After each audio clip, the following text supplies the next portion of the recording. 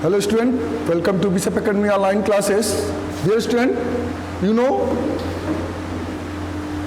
we are starting new chapter, and in the second part of this chapter,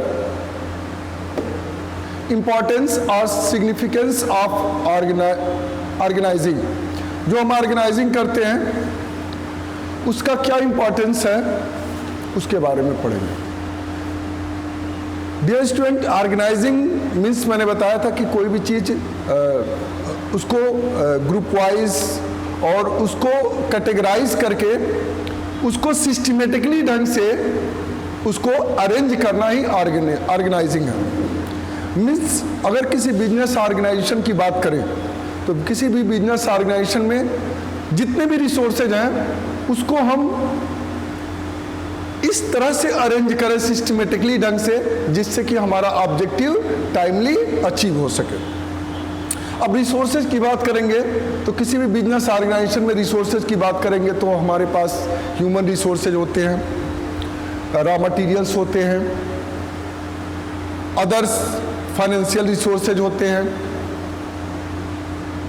तो हम इन सारे resources को किस तरह से सिस्टमेटिकली ऑर्गेनाइज करें जिससे कि जो प्लान किया हुआ है बिजनेस ऑर्गेनाइजेशन ने इन फ्यूचर प्लान को वो उसे टाइमली अचीव कर सके. जिसमें फर्स्ट है इंपॉर्टेंस बेनिफिट्स ऑफ स्पेशलाइजेशन. सबसे पहला जो ऑर्गेनाइजिंग का जो इंपॉर्टेंस है वो है benefits of specialisation. In organising function the total work is divided into different parts. मतलब जितने भी वर्क होते हैं किसी बिजनेस ऑर्गेनाइजेशन में उसको डिफरेंट डिपार्टमेंट्स में क्या कर दिया जाता है, बांट दिया जाता है. जैसे आपका प्रोडक्शन डिपार्टमेंट है तो उसको प्रोडक्शन का वर्क आपने डिस्ट्रीब्यूट कर दिया. आपका फाइनेंसिंग डिपार्टमेंट है तो फाइनेंस का वर्क डिस्ट्रीब्यूट कर दिया. परचेजिंग डिपार्टमेंट है तो परचेज की रिस्पॉन्सिबिलिटी उसको दे दी गई. तो इस तरह से जितने भी रिस्पॉन्सिबल वर्क हैं उसको उस सारे वर्क को उस पर्टिकुलर डिपार्टमेंट में क्या कर दिए, डिवाइड कर दिए. Such division of work reduces workload and enhances the productivity. और इस टाइप का जो हम वर्क डिस्ट्रीब्यूशन करते हैं ये हमारे वर्कलोड को क्या करता है, कम कर देता है. कैसे कम करता है कि प्रोडक्शन डिपार्टमेंट के पास सिर्फ प्रोडक्शन की रिस्पॉन्सिबिलिटी होगी, फाइनेंशियल डिपार्टमेंट के पास सिर्फ फाइनेंस की रिस्पॉन्सिबिलिटी होगी. तो सब अपने रिस्पॉन्सिबिलिटी के बारे में जानते रहेंगे, अपने स्पेशलाइजेशन के बारे में जानते रहेंगे. Efforts are made to place the right man at the right job on the basis of his ability. आपने इससे पहले टेलर्स प्रिंसिपल में पढ़ा था कि right man at the right job, उसमें सही आदमी को सही वर्क दिया जाना चाहिए.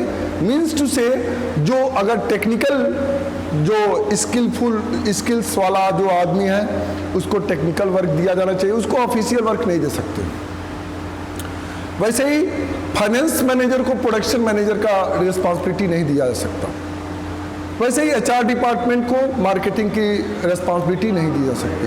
तो जो पर्टिकुलर जो भी वर्क है जो जिस लायक है उसको वही वर्क दिया जाना चाहिए. इससे उस वर्क में स्पेशलाइजेशन दिखता है. ठीक है. जैसे अगर एक छोटा सा एग्जांपल अगर बताएं आपको कि एक छोटा सा बच्चा हो, दूध पीने वाला बच्चा हो और उसको आप खाना नहीं खिला सकते क्योंकि उसके पास दांत ही नहीं है, वो खाएगा ही नहीं. लेकिन उसकी जगह उसको दूध दिया जाए तो वो अच्छे से उसको पी लेगा. ऐसे ही जो वर्क जिस पर्सन के लिए है उस पर्सन को ही वर्क दिया जाना चाहिए. मीन्स ये जो प्रिंसिपल है right man at the right job. Physics का टीचर है उसको अकाउंटेंसी पढ़ाने के लिए दे दिया तो नहीं पढ़ा पाएगा, तो दिक्कत हो जाएगी. ऐसे ही केमिस्ट्री के टीचर हैं, अब उनको हिंदी पढ़ाने के लिए दे दिया जाए नहीं पढ़ा पाएंगे. नॉलेज हल्का फुल्का नॉलेज होना अलग चीज़ है, लेकिन उस सब्जेक्ट का स्पेशलाइजेशन जिसके पास रहेगा वही उस सब्जेक्ट को पढ़ा सकता है.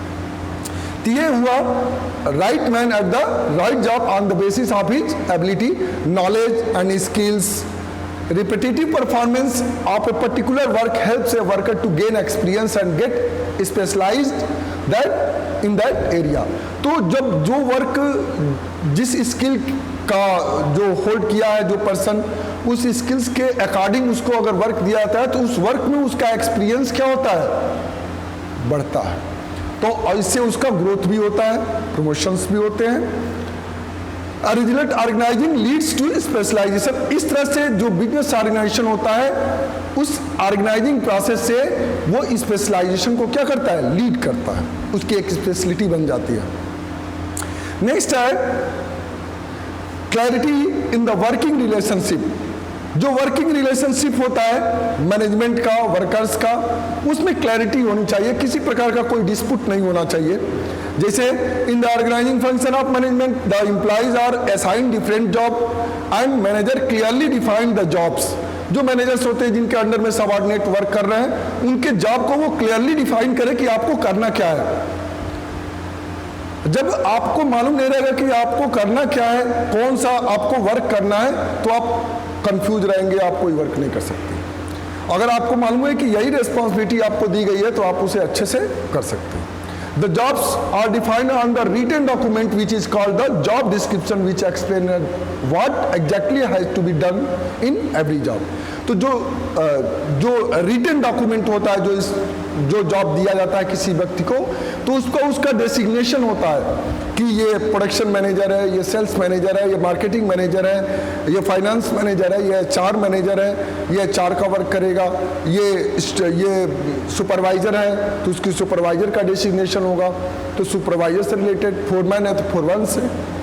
तो इस तरह से जो भी वर्क है उसका पर्टिकुलर, जो भी जॉब है उसका पर्टिकुलर डेसिग्नेशन होना चाहिए और उसी के अकॉर्डिंग, उसके डेसिग्नेशन के अकॉर्डिंग उसको वर्क दिया जाना चाहिए। This helps in fixation of responsibility and removes ambiguity in transfer of information and instruction. इस तरह से जो रिस्पॉन्सिबिलिटी फिक्स कर दी जाती है उससे क्या होता है, एम्बिग्यूटी को क्या करता है, हटाता है, मतलब डिस्प्यूट को खत्म करता है, विवाद को खत्म करता है। नेक्स्ट है clarity in working relationship. Clarity in working relationship, जो वर्किंग रिलेशनशिप है उसमें क्लैरिटी होती है, वो अभी मैंने बताया है। नेक्स्ट है ऑप्टिमम यूटिलाइजेशन ऑफ रिसोर्सेज। अब मैंने क्या बताया था कि ऑर्गेनाइजिंग में जो रिसोर्सेज होते हैं उनको सिस्टमेटिकली क्या किया जाता है, अरेंज किया जाता है अकॉर्डिंग टू द प्लान। जब अकॉर्डिंग टू द प्लान उसको सिस्टमेटिकली हम अरेंज करते हैं तो उसमें हमारा जो ऑब्जेक्टिव होता है वो होता है ऑप्टिमम यूटिलाइजेशन ऑफ रिसोर्सेज। जो भी रिसोर्सेज हमारे पास अवेलेबल हैं, चाहे वो ह्यूमन रिसोर्सेज हो या रॉ मटीरियल्स हो या अदर वर्कर्स, जो भी है उसका हम ऑप्टिमम यूटिलाइजेशन करें और मिनिमम वेस्टेज हो, मतलब वेस्टेज भी हमारे रिड्यूस हो। In the organizing function, all jobs are clearly defined and differentiated. The proper allocation of job helps in avoiding overlapping, duplication of work, which helps in avoiding confusion and minimizing the wastage of resources and efforts. Thus, organizing leads to the optimum use of all material, financial and human resources. इस तरह से जो सबका job assign होता है, designation fix होता है, उसके स्किल्स और उसके डेसिग्नेशन के अकॉर्डिंग उसको जॉब प्रोवाइड किया जाता है, उसको वर्क प्रोवाइड किया जाता है, रिस्पॉन्सिबिलिटी प्रोवाइड की जाती है, अथॉरिटी दी जाती है, तो उससे उसका स्पेशलाइजेशन बढ़ता है और जो वेस्टेज है वो क्या होते हैं, कम होते हैं और ऑप्टिमम अपने वो रिसोर्सेज का ऑप्टिमम यूटिलाइजेशन करता है। नेक्स्ट है अडॉप्टेशन टू चेंज। ये चीज आपके बिजनेस इन्वायरमेंट से रिलेटेड है। अडॉप्टेशन टू चेंज, कभी भी ऐसा कुछ बिजनेस इन्वायरमेंट में कोई चेंजिंग होती है, लाइक गवर्नमेंट पॉलिसी में चेंजेज होती है, इकोनॉमिक पॉलिसी में चेंजेज होती है, या फिर कंपटीटर कंपनी है वो अपने पॉलिसी में चेंजिंग करती है, तो वो जो भी जिस सिचुएशन में भी वो चेंजिंग होती है, जो सिचुएशन आता है उस सिचुएशन को रैपिडली कोई भी बिजनेस ऑर्गेनाइजेशन उसको अडॉप्ट करे, जिससे कि उस सिचुएशन में भी वो अपने आप को मार्केट में सरवाइव कर सके। जैसे इसी सिचुएशन की बात करें, कोविड-19 सिचुएशन की बात करें, तो इसमें ढेरों सारी कंपनियां कुछ दिनों के लिए शटअप बंद कर दी गई थी। तो उस सिचुएशन में भी, या अदर आपके एजुकेशनल इंस्टीट्यूशन की बात किया जाए तो न्यू इनोवेशन के थ्रू ऑनलाइन क्लासेस का प्रोविजन किया उसने, एक नया इनोवेशन है। तो ये बिजनेस इन्वायरमेंट में चेंजेस जो नेचुरल फिनोमेना है। Organising helps in enterprise to adjust itself according to the change in business environment by suitably modify the organisation structure. तो ऑर्गेनाइजेशन स्ट्रक्चर को सुटेबली क्या करता है, मॉडिफाई करता है। It also provide suitability in the enterprise so that it continues to survive and grow in spite of changes. Effective administration. Next है development of personnel. It helps in development of personnel. Development of personal की बात करें, यहाँ पे personal का मतलब personal और personal दोनों में डिफरेंस होता है। पर्सनल का मतलब एक पर्टिकुलर एम्प्लॉय से होता है। All employees of any organisation is called personnel, ठीक है, उनको पर्सनल कहते हैं। तो यहाँ पे डेवलपमेंट ऑफ पर्सनल की बात करते हैं जब किसी एम्प्लॉयज़ को उसके स्किल्स के अकॉर्डिंग उसको अगर जॉब प्रोवाइड किया जाता है, डेसिग्नेशन प्रोवाइड किया जाता है और उसके जॉब के स्किल्स के अकॉर्डिंग उसको वर्क भी प्रोवाइड किया जाता है, इससे उसको उस पर्टिकुलर जॉब पर स्पेशलाइजेशन हो जाता है, एक्सपीरियंस हो जाता है, जिसके कारण वो आगे क्या करता है, ग्रोथ करता है, उसका डेवलपमेंट होता है और प्रमोशन के चांसेस भी उसके आगे आते हैं। It helps in development of a personnel by delegation of work to subordinate. Delegation of work, delegation का मतलब होता है distribution of authority and responsibility to the employees. तो ये डेलीगेशन का ऑफ वर्क जब आप पढ़ेंगे आगे, सेंट्रलाइजेशन एंड डिसेंट्रलाइजेशन, तो उसमें ये delegation of authority and responsibility आएगी। तो ये डेलीगेशन ऑफ वर्क मतलब distribution of responsibility and authority to the particular employee और all employees. Effective delegation allows managers to assign work routine nature of their employee. The reduction of workload enables the managers to develop new method and way of performing job efficiently.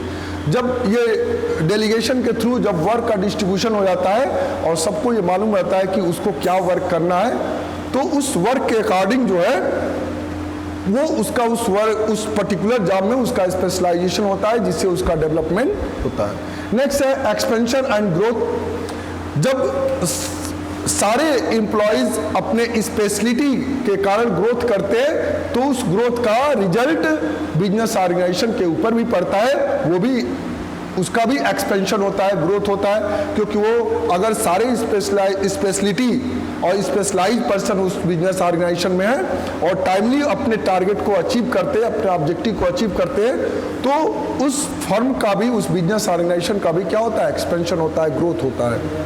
Organising promotes growth and diversification of an enterprise. It enables the business enterprise to add more job position departments and even diversify their product lines. This helps to increase the customer base, sales and profits. तो इस तरह से क्या करता है, वो अपने business का एक्सपेंशन करता है। बिजनेस का एक्सपेंशन होता है तो एम्प्लॉयमेंट भी इंक्रीज होता है, इम्प्लीमेंटेशन भी होता है और जो स्पेशलाइज्ड पर्सन होते हैं उनका प्रमोशन भी होता है। For example, Wipro, originally known as Western India Vegetable Products Limited, was established in Maharashtra in the year 1945. 1945 में महाराष्ट्र में यह established हुआ था, dealing primarily in edible oils. The main product were sunflower, vanaspati and 797 laundry products. Over the period, it has diversified into the field of IT sector. तो अब ये मतलब oil या एडिबल ऑयल से इसने बिजनेस की शुरुआत की थी और आज ये IT सेक्टर में भी ग्रोथ किया है। इसका मतलब इस बिजनेस ऑर्गेनाइजेशन का क्या हुआ है, एक्सपेंशन हुआ है। कैसे हुआ है, इसी ऑर्गेनाइजिंग प्रोसेस के थ्रू हुआ है। Thank you, have a nice day. If you have